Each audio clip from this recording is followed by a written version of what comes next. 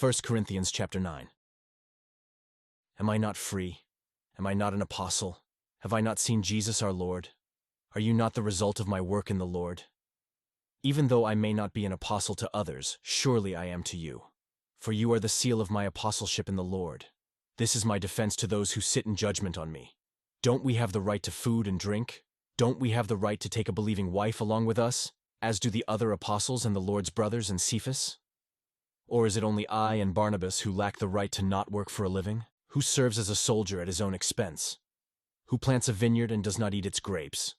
Who tends a flock and does not drink the milk? Do I say this merely on human authority? Doesn't the law say the same thing? For it is written in the law of Moses, "Do not muzzle an ox while it is treading out the grain." Is it about oxen that God is concerned? Surely he says this for us, doesn't he? Yes, this was written for us, because whoever plows and threshes should be able to do so in the hope of sharing in the harvest. If we have sown spiritual seed among you, is it too much if we reap a material harvest from you? If others have this right of support from you, shouldn't we have it all the more? But we did not use this right. On the contrary, we put up with anything rather than hinder the gospel of Christ. Don't you know that those who serve in the temple get their food from the temple, and that those who serve at the altar share in what is offered on the altar? In the same way, the Lord has commanded that those who preach the gospel should receive their living from the gospel. But I have not used any of these rights, and I am not writing this in the hope that you will do such things for me, for I would rather die than allow anyone to deprive me of this boast. For when I preach the gospel, I cannot boast, since I am compelled to preach. Woe to me if I do not preach the gospel. If I preach voluntarily, I have a reward. If not voluntarily, I am simply discharging the trust committed to me. What then is my reward?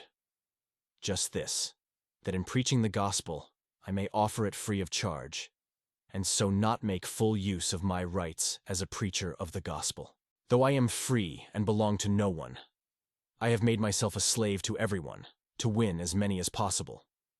To the Jews, I became like a Jew, to win the Jews.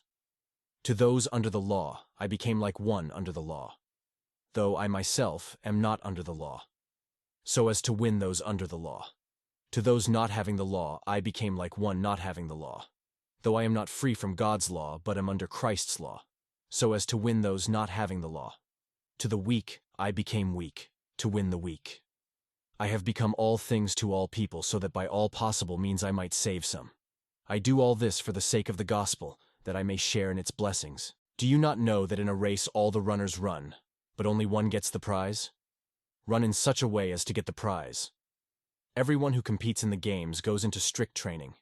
They do it to get a crown that will not last, but we do it to get a crown that will last forever. Therefore, I do not run like someone running aimlessly. I do not fight like a boxer beating the air. No. I strike a blow to my body and make it my slave, so that after I have preached to others, I myself will not be disqualified for the prize.